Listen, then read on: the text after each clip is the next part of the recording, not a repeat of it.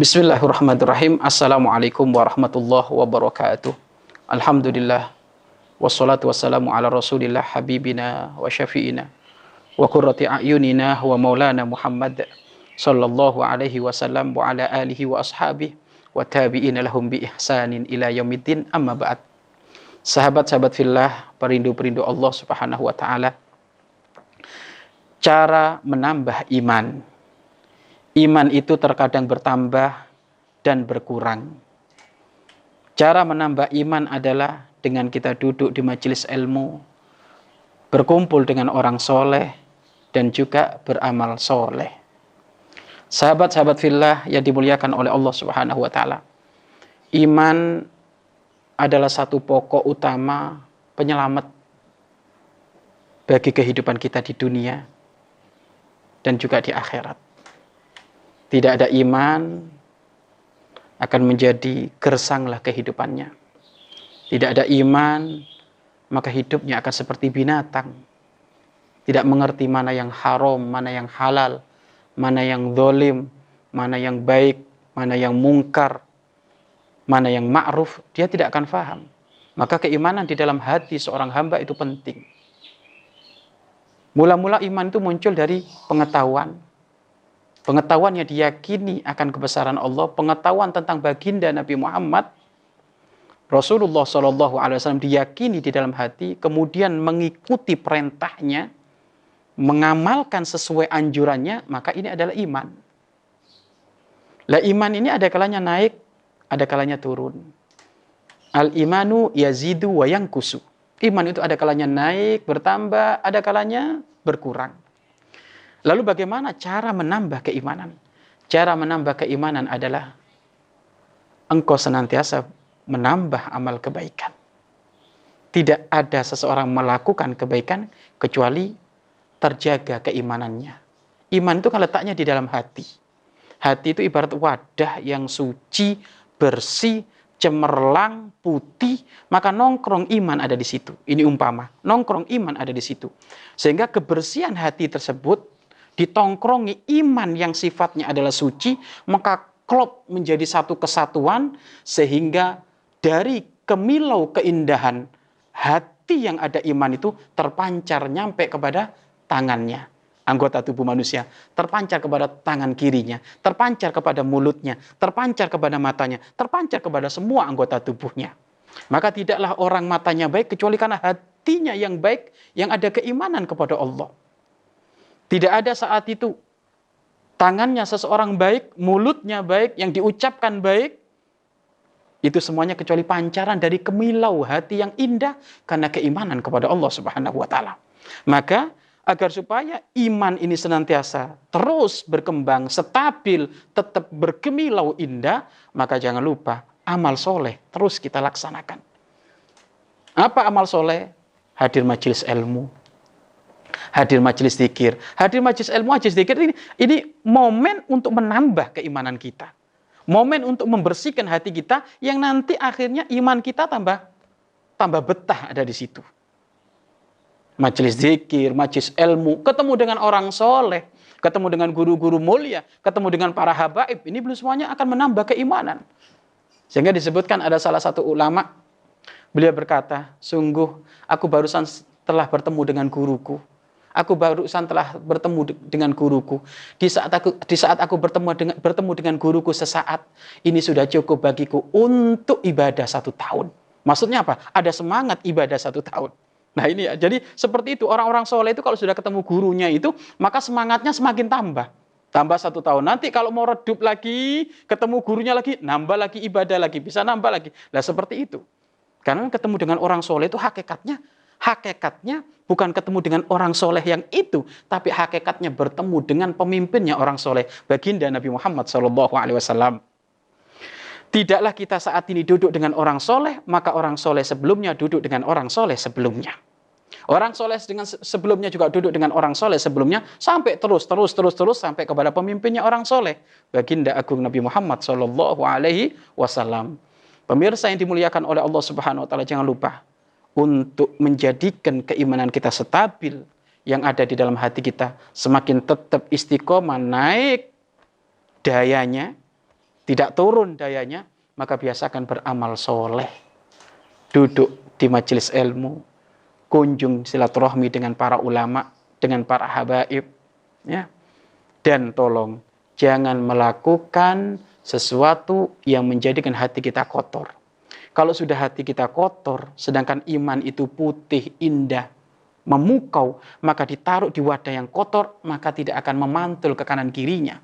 Iman itu kan ibarat cahaya yang sangat bersinar gitu, karena kanan kirinya itu hitam, kelam, maka keindahan iman ini malah mentok. Loh, kalau sudah mentok maka nggak memancar tangannya suka ngambil barangnya orang, suka ngambil yang haram. Kenapa? Karena keimanan ini nggak keluar, nggak bisa keluar. Nggak bisa menjadikan anggota tubuhnya bagus. Kenapa? Karena pantulannya, cahayanya tadi nggak bisa keluar. Sahabat-sahabat yang dimuliakan oleh Allah Subhanahu Wa Taala. Loh, penggelap hati itu apa? Penggelap hati itu apa? Penggelap hati itu ya jelas kemaksiatan yang kita lakukan. Duduk-duduk dengan ahli maksiat. Ini menjadikan kita ini malas ibadah. Pepatah benar di dalam dia menyampaikan, kalau duduk dengan orang jualan ikan asin, ya bau asin. Bau nggak enak. Benar itu. Kalau duduk dengan orang jualan parfum, ya kita walaupun nggak beli parfumnya, baunya harum. Nah ini kan ibarat pepatah, namun ini kalau dicerna benar. Kalau kita berteman dengan orang yang suka maksiat, mabuk, zina, ya kita lama-lama akan keikutan zina.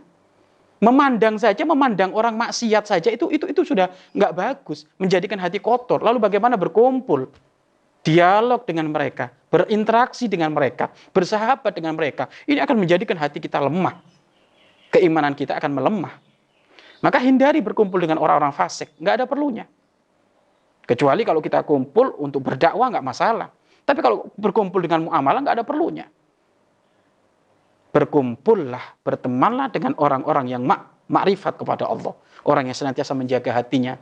Hatinya senantiasa dijaga untuk kenal dengan Allah. Loh, ini patut ini kita kumpulin, patut kita duduk dengan dia, patut kita belajar dengan beliau. Kenapa? Nambah iman, nambah iman. Baik, hindari sebab gelapnya hati sehingga iman akan turun. Yaitu bermaksiat, kumpul dengan orang-orang fasik, gunjing orang ini akan menjadikan hati kita ini gelap. Karena itu kemaksiatan. Maka jangan pernah melakukan maksiat.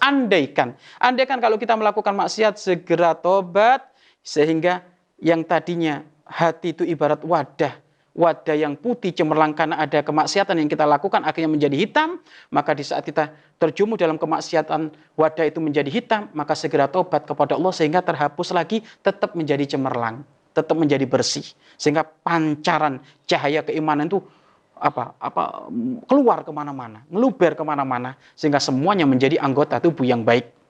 Pemirsa yang dimuliakan oleh Allah Subhanahu Wa Taala, kita harus menjaga keimanan kita. Kalau kita nggak menjaga keimanan kita, maka bisa jadi keimanan itu lama-kelamaan akan tergelincir, akan terpleset, tiba-tiba tidak ada di dalam hati kita. Sampai disebutkan, keimanan itu tercabut seperti hanya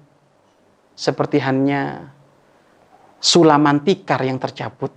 Tikar itu rusak, bukan serta-merta sobek banyak gitu, enggak. Mula-mula hanya sulaman satu keambil, lama-lama sudah rusak.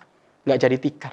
Lah keimanan di dalam hati kita itu adalah kalau kita nggak waspada, lama-lama akan terurai seperti sulaman tikar yang tadinya sudah menjadi bagus, indah, karena tidak kita jaga, akhirnya sulaman itu terlepas satu persatu, akhirnya menjadi tikar yang jelek. Maka ini pun umpama hati yang jelek. Pemirsa yang dimuliakan oleh Allah Subhanahu Wa Taala, ayo kita jaga keimanan kita. Perbanyak amal soleh, membaca Al-Quran yang banyak, membaca zikir kepada Allah yang banyak. Jangan melakukan maksiat, terutama zikir istighfar. Ini pembersih hati. La ilaha illallah, pembersih hati. Salawat kepada baginda Nabi Muhammad. Allahumma sholli ala Muhammad, Allahumma sholli ala Muhammad, Allahumma sholli ala Muhammad. Ini pembersih hati untuk bisa selalu sambung cinta kepada baginda Nabi Muhammad SAW. Ayo kita tata, kita jaga iman di dalam hati kita untuk senantiasa stabil. Kalau sudah stabil, maka ibadah kita stabil, bahkan akan meningkat, sehingga akan muncul satu orang yang ternyata ibadahnya melebihi normalnya orang. Disebutkan, ada orang ibadahnya rokaatnya sampai 100.000. Bahkan ada orang ibadahnya rokaatnya sampai 1.000. Ini nggak kebayang. Ini bagaimana? Jangan ngomong nggak kebayang. Hati itu kalau sudah memuncak keimanannya kepada Allah, jangankan 100 rokaat, 500 rokaat akan mampu dikejarkan. 1.000 rokaat akan mampu dikerjakan. Imam Hasan dan Husain dalam semalam tidak pernah kurang dari 500 rokaat. Imam Hasan Husain. Kok bisa kayak gitu? Karena semangatnya lebih. Loh, semangat lebih itu dorongan dari iman. Imannya karena sudah pada puncaknya, sehingga tidak terasa melakukan ibadah sampai beratus-ratus rokaat, beribu-ribu rokaat itu nggak terasa. Karena imannya sudah memuncak, dia sudah dikenal oleh Allah, Allah ngasih saat itu keberkahan waktu juga. Oleh Allah diberi keberkahan waktu sehingga apa? Dalam jam 1 malam sampai subuh bisa 500 rokaat. Kok bisa kayak gitu? Karena oleh Allah dikasih keberkahan waktu. Loh, kok bisa dia dikasih keberkahan waktu? Karena oleh Allah sudah dikenal, dia orang baik. Sehingga Allah akan memberi keberkahan waktu. Dan Allah tidak akan memberikan keberkahan tidak ada rasa capek kepada dirinya. Sehingga terus menambah iman terus dalam kebaikan. Sehingga sampai disebutkan hatta tawaromat kodama. Sampai betisnya bengkak, sampai kakinya bengkak. Ibadahnya baginda Nabi Muhammad sampai kakinya bengkak. Ini bagaimana kaki bengkak? Karena banyaknya rokaat yang beliau lakukan kepada Allah Subhanahu wa taala. Kok bisa seperti itu? Pancaran keimanan yang sudah pada puncaknya kepada Allah Subhanahu wa taala sehingga di saat ibadah kepada Allah tidak terasa sampai kaki bengkak. Pemirsa yang dimuliakan oleh Allah Subhanahu wa taala, kita jaga iman kita dengan menambah amal soleh. Duduk dengan orang soleh, duduk dengan guru-guru mulia, duduk dengan para habaib, majelis zikir jangan ditinggal, majelis ilmu jangan ditinggal. Kemudian amal-amal soleh yang lainnya, membaca Al-Quran, membaca zikir, dan tolong jangan kumpul dengan orang-orang fasik. Jangan kumpul dengan orang-orang yang kurang ajar kepada Allah. Jangan kumpul dengan orang-orang yang merendahkan syariat Islam. Kenapa? Itu akan menjadi pelemah iman. Itu akan menjadi penghancur iman. Pemirsa yang dimuliakan oleh Allah, mudah-mudahan iman kita dijaga oleh Allah, senantiasa berada pada puncaknya, dan mudah-mudahan amal ibadah kita diterima oleh Allah Subhanahu wa taala. Wallahu a'lam bissawab.